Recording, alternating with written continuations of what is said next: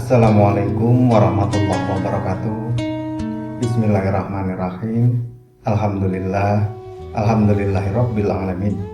Allahumma shalli ala sayyidina Muhammad wa ala ali sayyidina wa maulana Muhammad, amma ba'du. Saudaraku yang dirahmati Allah, alhamdulillah, senang sekali rasanya kita masih bisa berjumpa kembali di rangkuman tausiah singkat Jamaah Nurul Qalbi. Tak bosan-bosan kami mendoakan kepada penonton setiap channel Jamaah Nurul Qalbi, semoga tetap diberikan kesehatan, baik zahir maupun batin, dilapangkan rezekinya, dimudahkan segala urusannya, dilindungi oleh Allah Subhanahu wa Ta'ala. Dan bagi saudaraku yang sampai saat ini masih terlilit hutang, semoga Allah cepat melunaskan serta dipanjangkan umur kita dalam ketaatan dan kebaikan. Amin. Amin ya rabbal alamin. Penonton channel Jamaah Nurul Qalbi yang dirahmati Allah, kita semua paham bahwa demi terciptanya rumah tangga yang harmonis, tentu diperlukan kerjasama antara suami dan istri. Dalam Islam, seorang istri diharuskan untuk selalu menghormati suami sebagai pemimpin dalam keluarga. Selain itu, seorang istri juga berkewajiban untuk taat terhadap perintah Allah dan menjauhi semua larangannya. Akan tetapi, ada satu kisah yang pernah diceritakan oleh Rasulullah SAW, di mana seorang istri yang ahli ibadah dan juga taat kepada suaminya justru berakhir di neraka.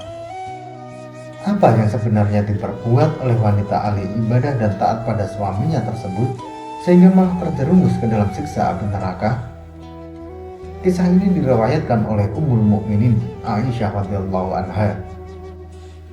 Pada suatu hari, ada seorang perempuan mendatangi Rasulullah sallallahu alaihi wasallam dengan tangan kanannya dalam keadaan melepuh. Perempuan itu adalah anak dari seorang ibu ahli ibadah yang taat kepada suaminya tersebut. Perempuan itu berkata, "Wahai Rasulullah, mohonkan doa kepada Allah agar tanganku ini bisa sembuh seperti sedia kala." Melihat hal itu, Rasulullah Shallallahu Alaihi Wasallam kemudian bertanya, "Apa yang menyebabkan tanganmu melepuh seperti itu?" Perempuan itu pun menjelaskan penyebabnya. "Wahai Rasulullah, pada suatu malam aku bermimpi seolah-olah kiamat telah terjadi dan neraka Jahim telah dinyalakan. Dan di tepi jurang neraka itu, aku melihat ibuku memegang sepotong lemak hewan di tangan kanan dan sebuah kain kecil di tangan kiri. Hanya lemak dan kain kecil itulah yang menjaga ibuku dari sambaran api neraka. Melihat keadaan ibu, aku merasa iba. Kemudian aku bertanya kepadanya, 'Wahai ibu, kenapa engkau di sini?' Ibuku menjawab, 'Benar wahai anakku, aku dulu memang ahli ibadah dan selalu taat pada suami. Namun sebenarnya aku adalah seorang yang kikir waktu hidup di dunia. Dan tempat ini adalah tempat bagi golongan orang-orang yang kikir.'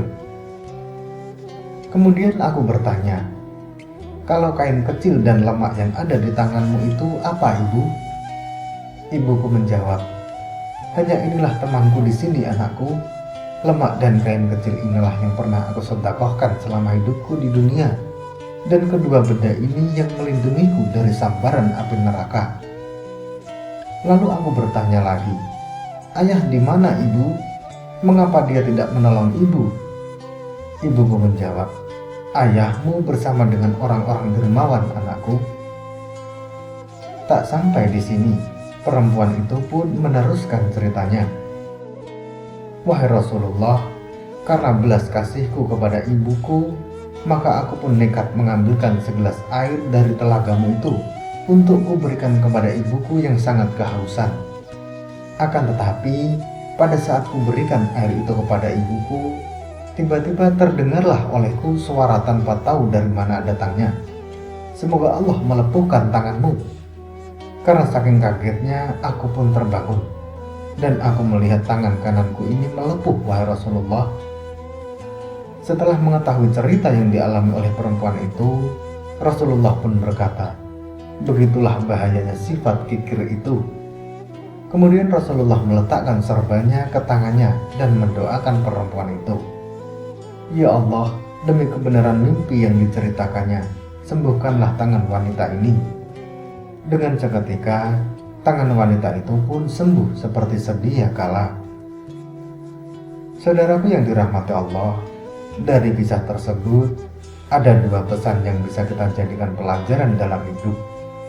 Yang pertama adalah siksa neraka bagi orang-orang kikir itu nyata, dan hanya amal kebaikanlah yang bisa menyelamatkan dari siksa api neraka.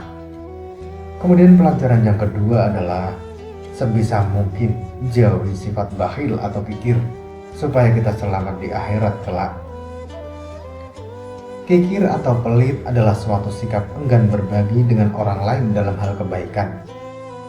Orang yang dalam hatinya sudah tertanam sifat kikir, cinta dunia, menumpuk harta benda, tanpa mau mengeluarkan untuk bersedekah, maka tunggulah, azab Allah sangat pedih kepada hamba yang bakhil. Oleh sebab itu, mulai sekarang dan seterusnya, perbanyaklah amal sedekah, sekalipun hanya dengan sebiji kurma. Mari kita semua berdoa, semoga Allah Subhanahu wa Ta'ala selalu menjauhkan kita dari sifat kikir dan siksa api neraka. Amin, amin ya rabbal alamin. Wallahu a'lam bishawab. Semoga materi ini bermanfaat. Sampai ketemu pada materi berikutnya. Dan wassalamualaikum warahmatullahi wabarakatuh.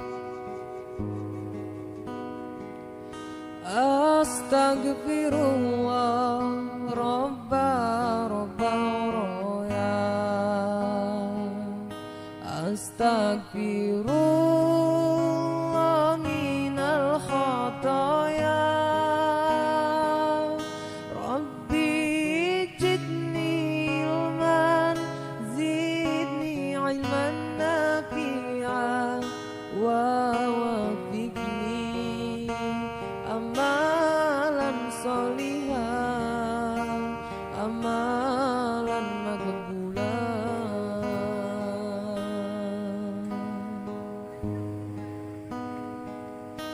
Astaghfirullah Rabba roya. Astaghfirullah minal khataya. Rabbi zidni ilman, zidni ilman nafi'a, wa wafiqni amalan solihah, amalan makbulah.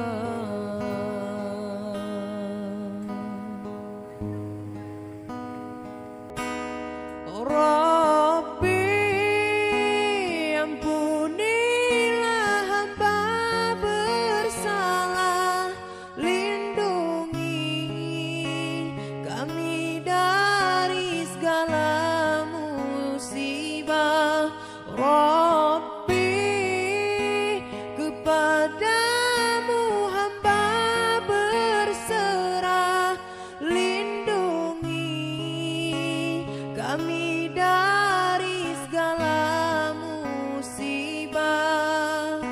Bumi saat ini masih berduka karena hambamu yang durhaka. Bumi saat ini masih berduka karena